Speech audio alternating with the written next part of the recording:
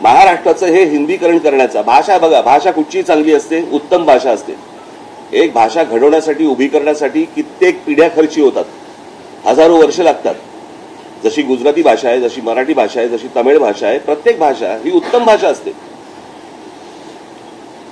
हिंदी भाषा देखील एक उत्तम सुंदर भाषा आहे, परंतु ती त्या एका राज्याची भाषा आहे, ती काही राष्ट्रीय भाषा नव्हे. तुम्ही आमच्या राज्यावरती तिसरी भाषा लादण्याचा का प्रयत्न करता, आणि तेही त्या कोवळ्या मुलांवरती. जे आतापर्यंत शैक्षणिक धोरण होतं की 6वी पासूनचा तुम्हाला ऑप्शनल तुम्हाला भाषा कुठची घ्यायची असेल ते, आणि उद्या तुम्ही कॉलेजमध्ये पण असतात ऑप्शनल भाषा असते, फ्रेंच असते, जर्मन असते. त्याला जी पाहिजे ती भाषा तो घेईल आणि आयुष्यात पुढे जाईल. तुम्ही हे का लादतात आणि कशासाठी लादतात, ह्याच्या मागचं काय कारण आहे? मला असं वाटतं की तुम्ही पत्रकार म्हणून सरकारने ही गोष्ट विचारली पाहिजे.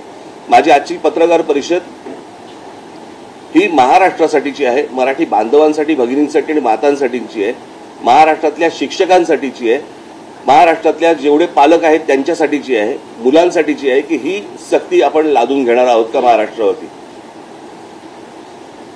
म्हणजे आधीच मराठी भाषेबद्दल जी या प्रकारचे काही थोडी बहुत अनास्था आहे, त्याच्यामध्ये जर समजा हिंदी तुम्ही अजून जर समजा लादलीत तर उद्या ही भाषाच संपून जाईल. आणि हे कोणतं धोरण आहे मला कळलं नाही सरकारचं. जर समजा स्वातंत्र्याच्या वेळेला अगोदर जर समजा मिळाल्यानंतर भाषावर आंतररचना झाली आहे, प्रत्येक राज्याची प्रत्येकाची एक भाषा म्हणून जर समजा एक पकडलेली आहे, तर तिथे ह्या भाषा लादण्याचा का प्रयत्न करताय? ह्याच्यामध्ये काय राजकारण आहे की अजून काहीतरी नवीन विषय भरकटवण्यासाठी म्हणून हे परत तुम्ही आणताय का? मला असं वाटतं की पत्रकार म्हणून तुम्ही हे सरकारला विचारणं गरजेचं आहे. माझी महाराष्ट्रातल्या सगळ्या संपादकांना, पत्रकारांना, माझी लेखकांना, साहित्यिकांना माझी विनंती आहे की तुम्ही कठोर शब्दामध्ये याच्यावरती बोललं पाहिजे. तुम्ही ह्या गोष्टी आज जर समजा हा विषय लादला गेला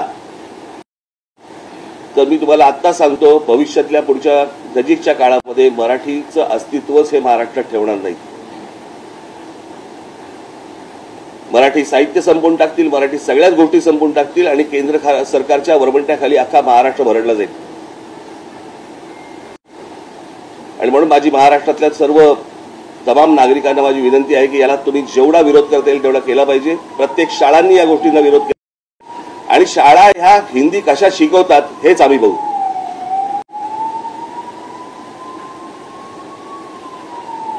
आणि हे जर समजा राज्य सरकारला आव्हान वाटत असेल, आव्हान म्हणून घ्यावं. पण हिंदीची सक्ती महाराष्ट्रामध्ये होणार नाही, कोणत्याही परिस्थितीत होऊ दिली जाणार नाही.